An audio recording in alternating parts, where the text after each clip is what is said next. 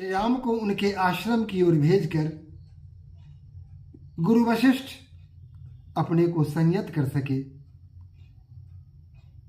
राम के शील और स्वभाव उनके मधुर वचन से जो आह्लादित हो गए थे, संपूर्ण शरीर जो पुलकित हो गया था,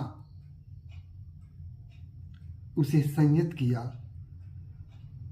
धैर्य धारण किया और फिर राजा जनक के डेरे की तरफ प्रस्थान कर गए। रास्ते भर राम के गुणों की प्रशंसा करते रहे, मन ही मन राम गुण गाते रहे और इस प्रकार राजा जनक के डेरे पर जा पहुंचे। जब विदेह राज ने इन्हें देखा तो देखते ही आह्लादित हो गए। शीघ्रता से उठकर गुरु वशिष्ठ का सत्कार किया, अभिवादन किया और आदर के साथ उन्हें आसन पर बैठाया।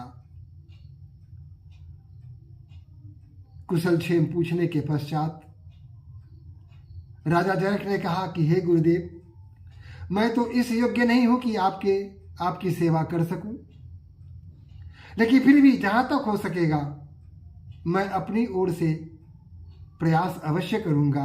अब मुझे आज्ञा दीजिए कि मुझे क्या करना है। मुझे आपकी आज्ञा की प्रतीक्षा है। गुरु वशिष्ठ,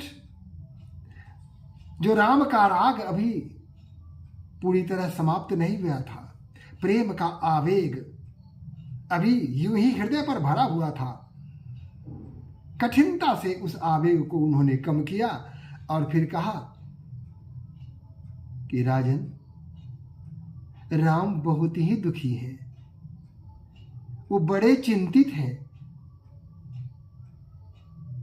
जनकपुर का समाज, अयोध्या का समाज,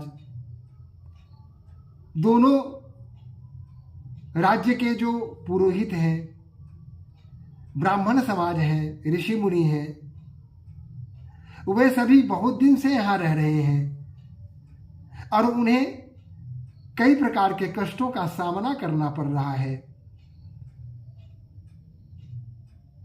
इसलिए राम यह सोच सोचकर अत्यंत दुखी हो रहे हैं।